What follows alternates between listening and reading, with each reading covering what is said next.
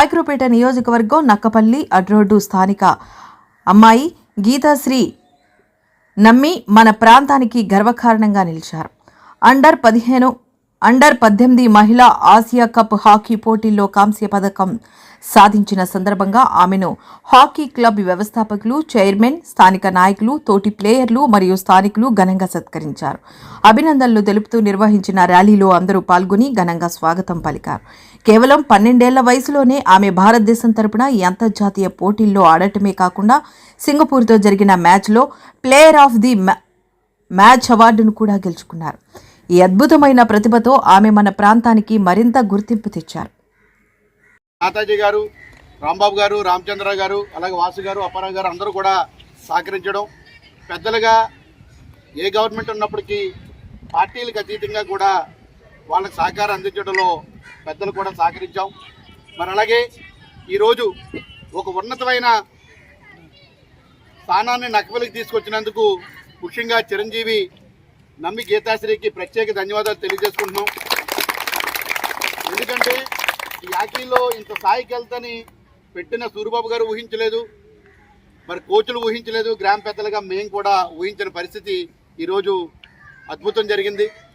అలాగే ఇది ఒకటే కాకుండా గతంలో సుమారుగా 10 సంవత్సరాల క్రితం స్టార్ట్ చేసి ఈవేళ ఇతరేతర ప్రాంతాల్లో ఈ రాష్ట్రంలో అనేక చోట్ల, ఈ దేశంలో అనేక చోట్ల మరి 32 మంది పిల్లలు చదువుతున్నారు ఈ హాకీ స్పోర్ట్స్ కోటాలో.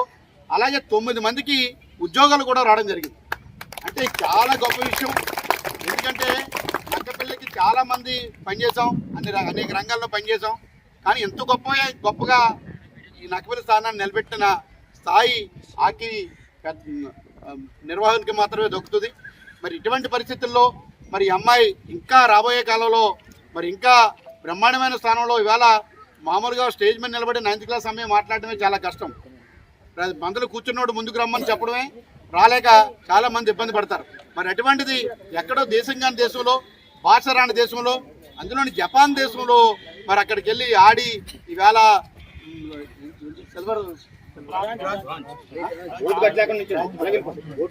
బ్రాంజ్ మెడల్ సంపాదించడం, 25,000 మేనేజర్ మ్యాచ్లో 10 లక్షల మేనేజర్లో తీసుకోవడం కూడా అద్భుతం.